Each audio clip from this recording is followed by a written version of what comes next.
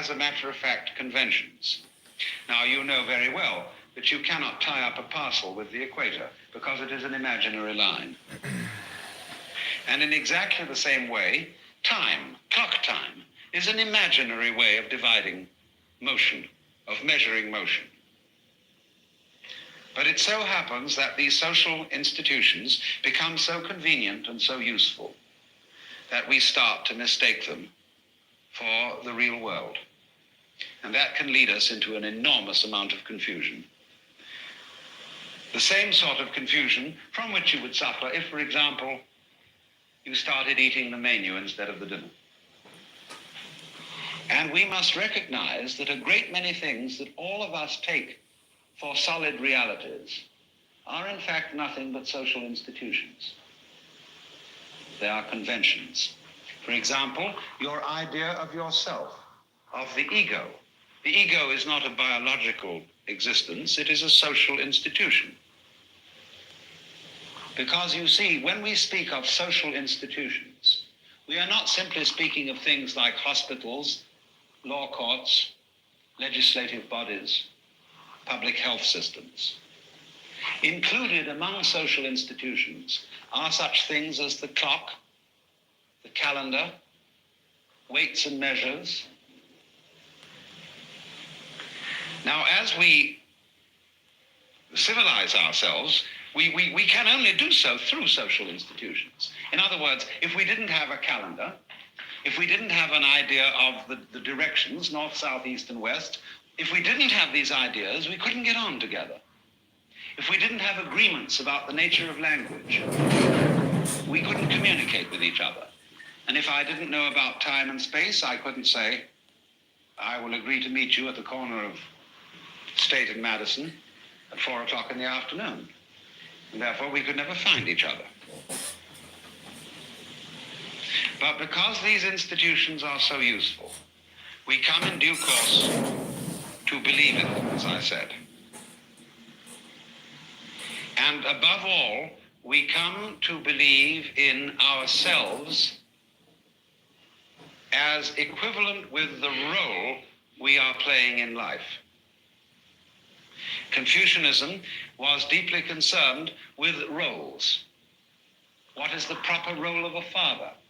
The proper role of a mother, of an elder brother, of a younger brother, of an elder sister, a younger sister, and so on all the way around. And you know how it is in our own life. We are all role-playing. We play roles according to our occupation in life. We also play roles with respect to our characters. There are certain social kinds of role, for example, which it is acceptable for men to play.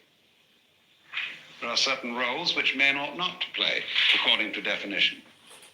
And you very soon are taught to accept yourself as a certain kind of a character. You are told who you are. For example, you may remember as children when you went out to play with other children, and you came home mimicking the mannerisms of some other child. And your parents being disturbed by this because they said, that's not you, Johnny, that's Peter. Because everybody wants to identify you and tell you who you are.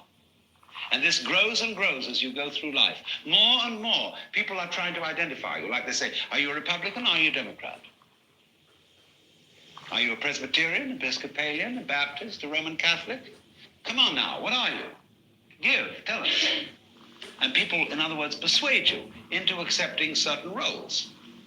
And it's so effective, this, because you eventually come to believe in it all.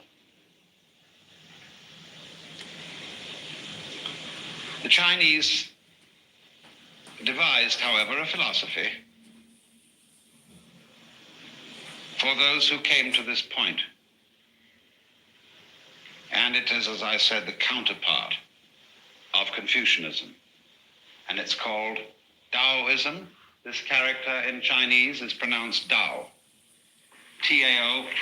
You would think it was pronounced Tao or Tao, but we've Romanized Chinese in such a way that only those in the know can decide how it's pronounced. We should have spelled it D-O-W, you see, but it's T-A-O. And this character here means the course of nature, the way, the flow of things. And so this is the philosophy of the way of nature. Now, I must start out by saying that Tao cannot be defined. You may think it's rather strange that I'm going to talk about something concerning which nothing can really be said. The book that is basic to Taoism, called the Tao Te Ching, that is the book of the way and its power, starts out by saying, the Tao which can be described or spoken is not the eternal Tao. And then he goes on to write a book about it, which you may think rather illogical. But this is something very important to understand, that the Tao means that which is absolutely basic. It therefore means the basic energy of the universe. It means what you are really, your true self. But in just the same way as you can't bite your own teeth, and in just the same way that you can't look into your own eyes without using a mirror, you cannot define your real self. The hand can't catch hold of itself. The tip of the finger can't touch the tip of itself. And therefore, I'm sorry, but we cannot make an object out of what we really are. And that is why any conception of who you really are that you may entertain is wrong.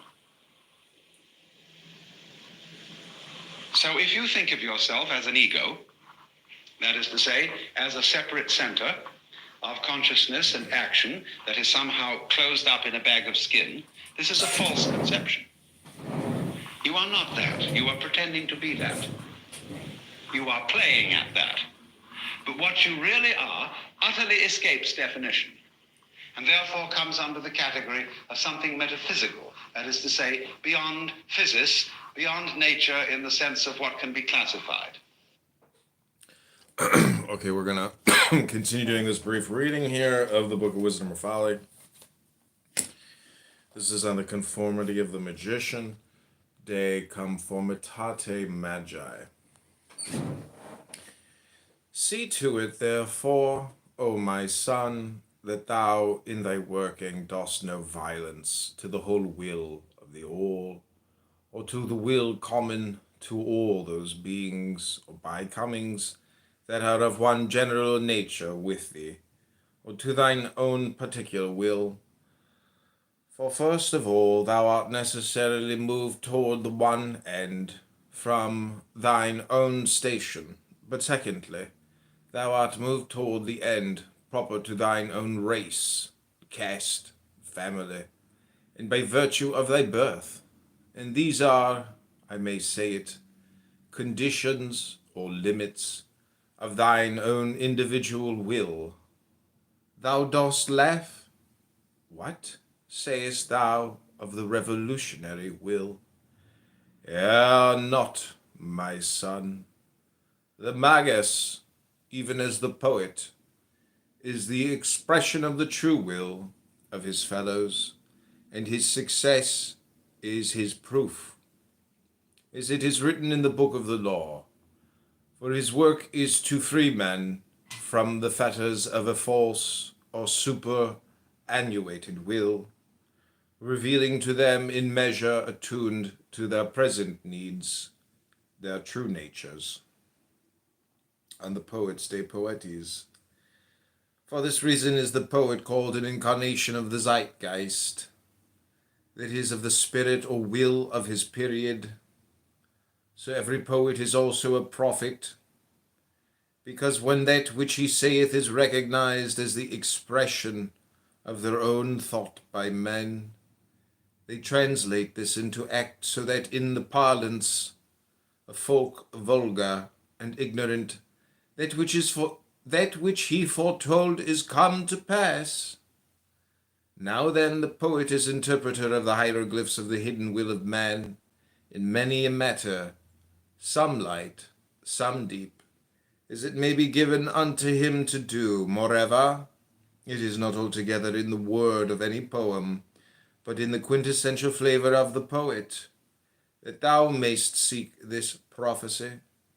And this is an art most necessary to every statesman who but Shelley foretold the fall of Christianity and the organization of labor and the freedom of woman, who but Nietzsche declared the principle at the root of the world war. See thou clearly then that in these men were the keys of the dark gates of the future. Should not the kings and their ministers have taken heed thereto, fulfilling the word without conflict?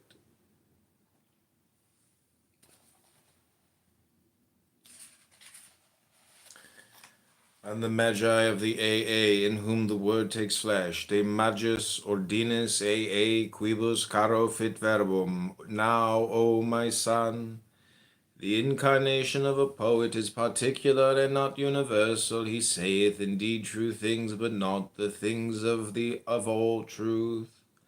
And that these may be said, it is necessary that one take human flesh, become a magus in our holy order.